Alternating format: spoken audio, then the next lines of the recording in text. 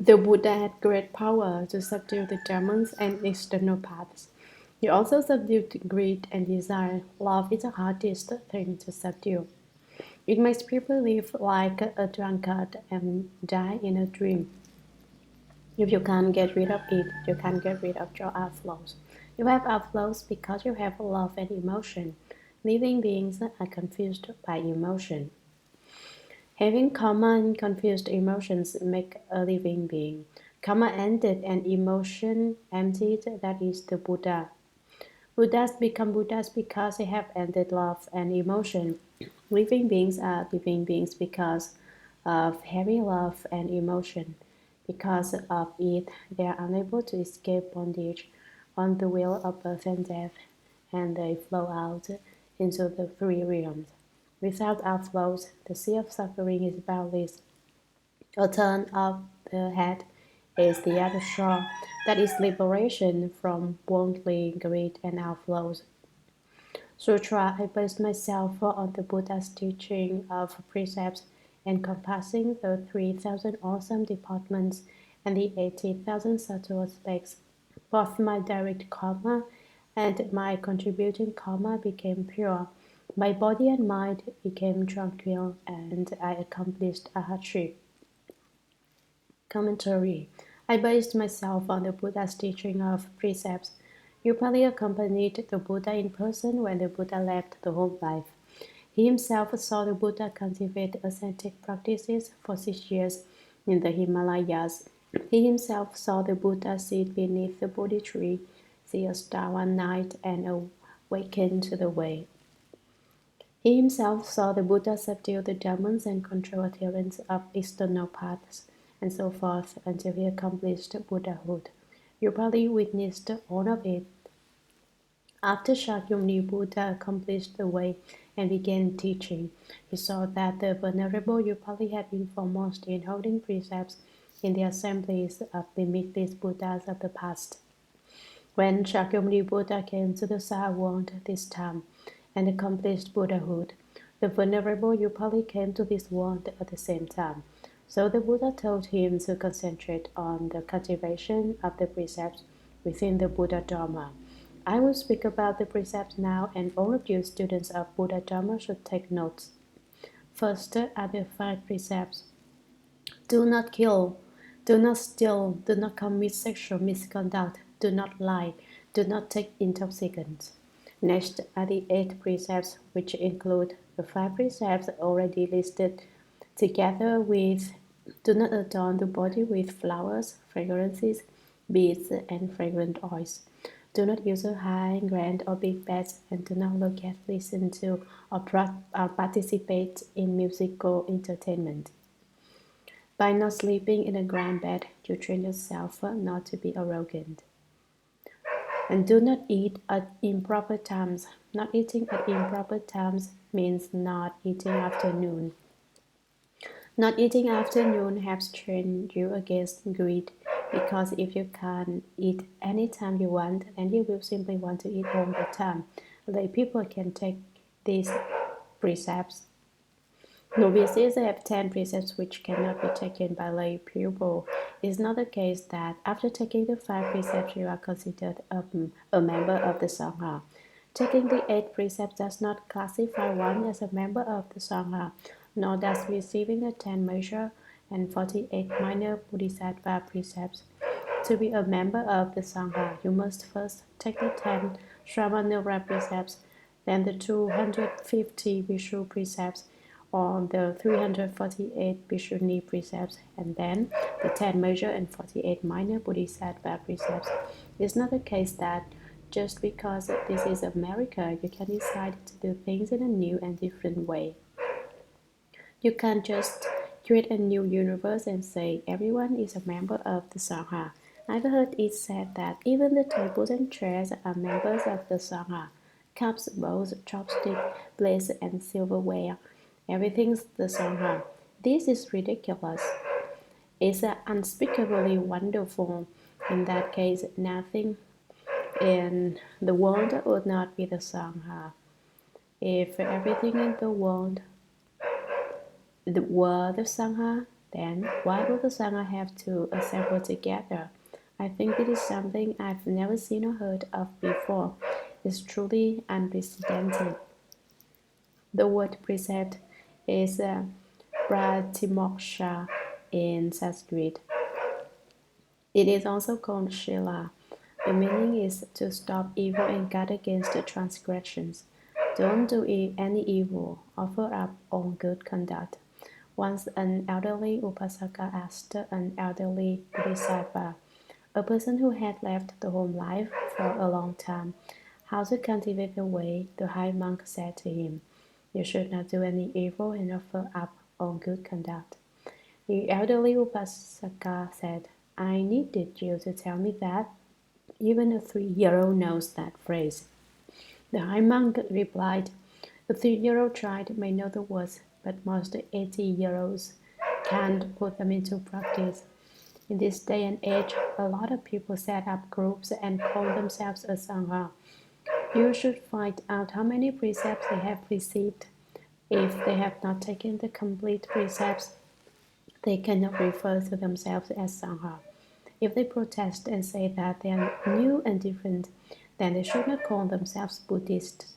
If they do not venerate and adhere to the long-standing rules and precepts of Buddhism, what kind of Buddhists are they? Neo-Buddhists, they reply. Then ask them, what's new about them? The Buddha himself could speak Dharma in their heavens. He could speak Dharma in their hells. He could proclaim the Dharma among people and go to the dragon palaces to teach. Where can these neo-Buddhists speak Dharma? Ask them that. That's myth, they may reply. Of course, we can't go there. You can create your own myths. You can be living myths. If any one of them had the abilities of a certain one of my disciples present in this assembly, who has opened his 5 eyes, they still would not have the right to change the structure of the Buddha Dharma, and they don't have nearly as much talent. What right do they have to alter Buddhism? When you go into business, you have to have some capital.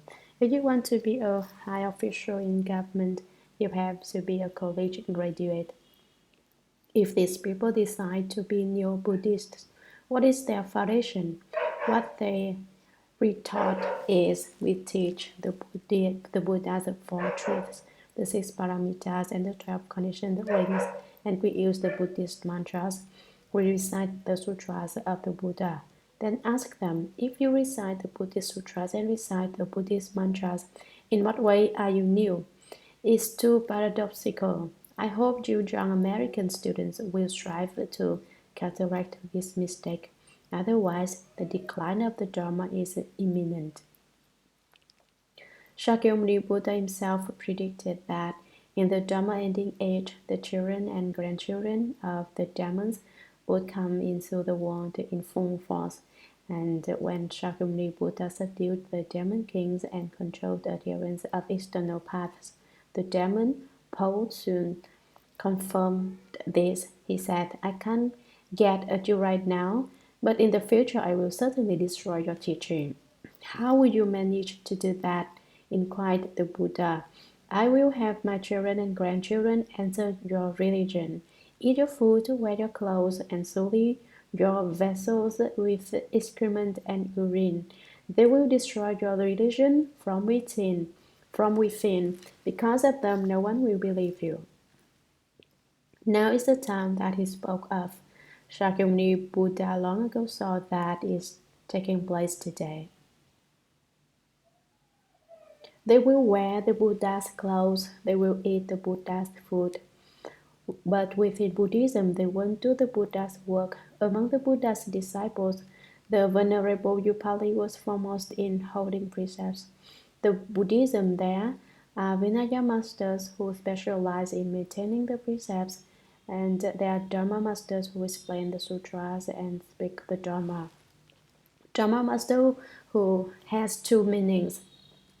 One who gives the Dharma to others and one who takes the Dharma as master. There are also teaching masters who investigate the teachings, and there are dhyana masters who investigate transit in meditation. When the Buddha was in the world, people relied on the Buddha as their teacher. When the Buddha left the world, he instructed the bhikshus and bhikshunis to take the precepts as their teacher. So the most important thing for them is to guard the precepts. Vinaya masters such as the Venerable Upali specialize in this. He says, I based myself on the Buddha's teaching of precepts encompassing the 3,000 awesome departments. To determine the meaning of 3,000 awesome departments, you calculate the 250 Vishu precepts with regard to walking, the 250 precepts with regard to sitting, the 250 precepts with regard to standing, and the 250 precepts with regarding to lying down. That's total 1,000 awesome departments, which multiplied by the 3 karmas of body, mouth, and mind make 3,000. Each of the 4 great awesome departments of walking, sitting, standing, and lying down has its particular aspect. 1. Walk like the wind. This wind does not refer to a hurricane, but to a gentle breeze, a zephyr.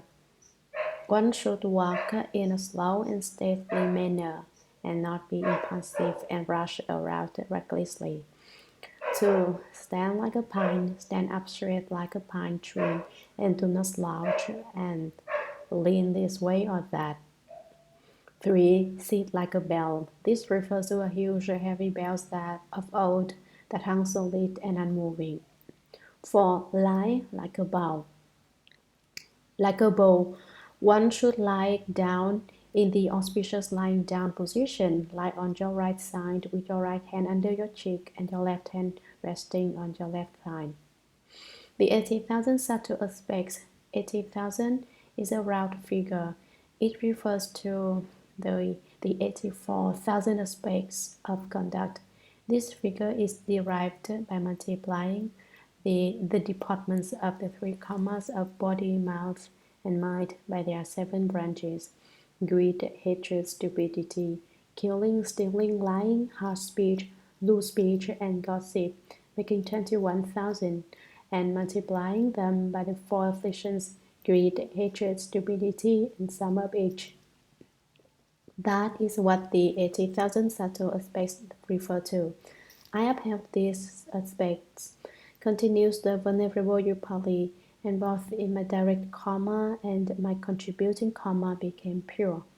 Direct karma refers to the 4 fundamental prohibitions: killing, stealing, lust, and lying. Any of these acts is fundamentally wrong and in the direct violation. If one commits one of these 4 prohibited deeds, there is no chance of repentance. That's what is said. But if you actually violate one of these precepts and you firmly resolve to change your ways, you still have a chance. Contributing karma refers to acts which lead you to commit offenses which you basically would never have committed. For instance, there was once a person who received the 5 precepts, but eventually he found it hard to guard them, and decided one day that it wouldn't hurt if he took a little drink or wine. I can see the sense in holding to the precepts against killing, stealing, lust, and lying, but I don't think it would matter to transgress the prohibition against alcohol. He rationalized. So he went out and bought some brandy, or perhaps it was whiskey. He got back home with a bottle, but then realized he didn't have any appetizers to accompany the drink. A little fried chicken to trace this whiskey would be great, he mused. Just as he thought that, the neighbor's chicken strayed into his yard. Glancing quickly to the left and right, and finding no one looking, he snatched up the pullet, thereby violating the precept against stealing. Then he lopped off the chicken's head, breaking the precept against killing.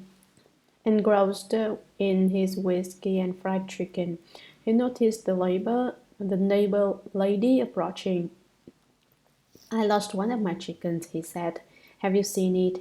I haven't seen it, he denied. thereby violating the precept against lying. Then he took a second look at the woman. Although she wasn't stunning, she was certainly passable. His lust arose and he had his way with her. All that happened because he violated the precept against taking intoxicants. That's how contributing karma works.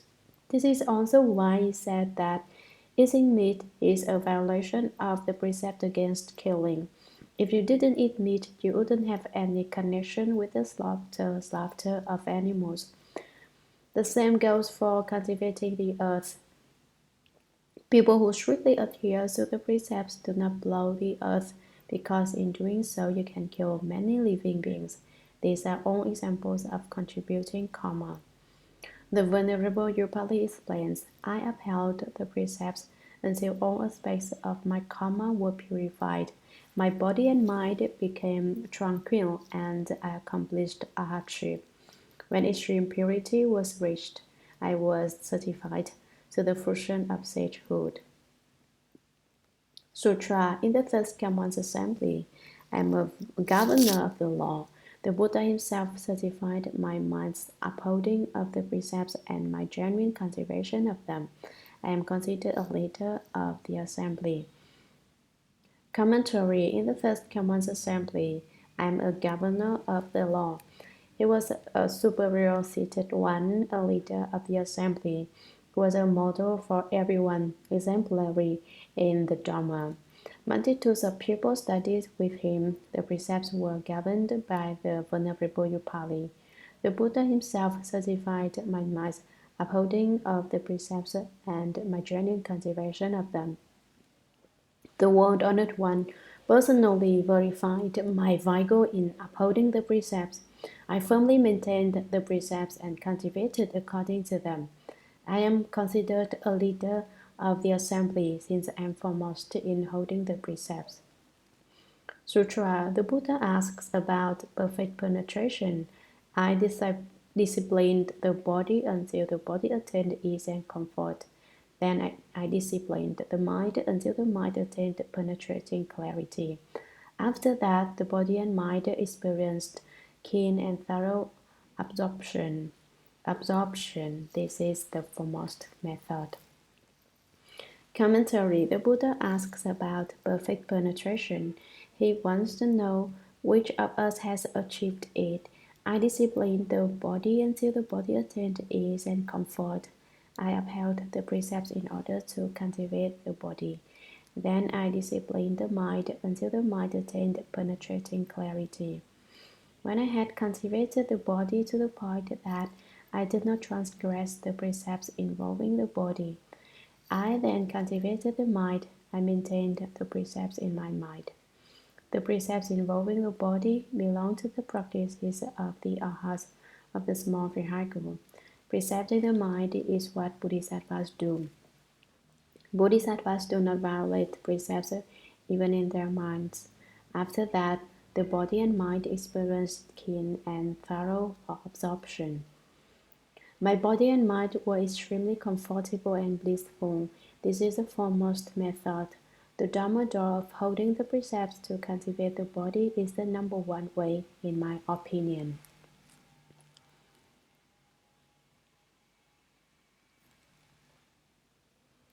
Sutra. Great Maudgalyayana arose from his seat, bowed at the Buddha's feet, and said to the Buddha, Once, when I was out on the road begging for food, I met the three Kashyapa brothers, Uruvilva, Gaya, and Nadi, who proclaimed for me the third command's profound principle of causes and conditions. I immediately brought forth resolve and obtained a great understanding.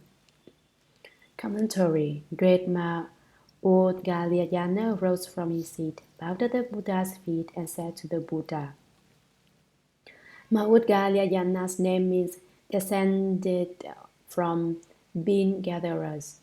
He said, Once, when I was out on the road begging for food, I met the three Kashyapa brothers, Uruvilva, Gaya, and Nadi. Uruvilva's name means papaya grove, and he got the name because he had a growth on his body that was shaped like a papaya. Gaia was named after a mountain. Nadi was named after a river. The three brothers proclaimed for me the Third Command's profound principle of causes and conditions. They discussed the Buddha's Dharma, specifically the doctrine of causes and conditions. That is, I say that the dharmas which arise from conditions are all empty, that they are all also given the name falseness, and that they are known as the meaning of the middle way. When they elaborated on this meaning, I immediately brought forth resolve and obtained a great understanding. Earlier, Shariputra had heard that the above verse, had become enlightened, and had been certified to the first stage of arhatship. He returned to his living quarters and told Maudgalyana, I encountered some bhikshus today who are disciples of the Buddha. They spoke a verse for me. When Shariputra repeated the verse for Mahamaudgalyana, he too became enlightened. The two of them then went together to take refuge with the Buddha and bowed to him as their teacher. Some say that Shariputra encountered the Bhikshu Yashvayit who spoke this verse for him. All dhammas arise from conditions. All dhammas cease because of conditions. The Buddha, the great Shramana, often spoke of this. They say that this verse brought about Shariputra's awakening. In general, he heard the disciples talking about the Dharma of causes and conditions and became enlightened, as did Maudgalyayana. The profound principle refers to dharmas used to teach bodhisattvas. Dharma used for arhats would be shallow principles. The profound principles, then, are the state of the great vehicle. Sutra, the first command accepted me, and the kashaya was on my body, and my hair fell out by itself. I roamed in the 10 directions, having no impeding obstructions. I discovered my spiritual penetrations, which are esteemed as unsurpassed, and I accomplished arhatship. Commentary. The first command accepted me, and the kashaya was on my body. When I arrived at the Buddha's place, he said, It's good you've come, be sure. Let your hair fall by itself, and the kashaya clothe you. By the power of the Buddha's spiritual penetrations, Maudgalyana's hair and beard fell away at those words. In those times, when someone decided to leave home, they did so immediately. They didn't stop to think it over. They were not like people of today who can never make up their minds. When Maudgalyayana's hair and beard fell out, he assumed the appearance of a bhikshu. He relaxed around in the 10 directions, having no impeding obstructions. Maudgalyayana was foremost in spiritual penetrations. After he left home life, he obtained spiritual powers that allowed him to go to all the worlds of the 10 directions and perform changes and transformations at will. His spiritual penetrations were unhindered. I discovered my spiritual penetrations, which I esteemed as unsurpassed, and I accomplished arhatship. Sutra, not only the world-honored one, but the first commands of the 10 directions praise my spiritual powers as perfectly clear and pure, masterful, and fearless. Commentary. Not only the world-honored one, but the first command of the 10 directions praise my spiritual powers. It's not just the world-honored one, Shakyamuni Buddha, who praises me. The first commands of the 10 directions acclaim my spiritual penetrations and wonderful functioning. They commend them as perfectly clear and pure, masterful, and fearless. Sutra. The Buddha asks about perfect penetration. By means of a spiral-like attention to the profound, the light of my mind was revealed. Just as the muddy water clears, eventually it became pure and dazzling. This is the foremost method. Commentary. The Buddha asked about perfect penetration. Now the Buddha is questioning his disciples Each person who cultivates the way, as to what particular skill they developed that brought about their enlightenment, by means of a spiral-like attention to the profound. I worked my way back to profound purity, until the light of my mind was revealed. My mind emitted light, just as muddy water clears. It was just like letting turbid water settle until it becomes pure. Eventually it became pure and dazzling. When it had settled long enough, it was naturally clear and sparkling. This is the foremost method. I cultivated the skill of spiraling back to the profundity of the nature of the treasury of the first command. This is the best way.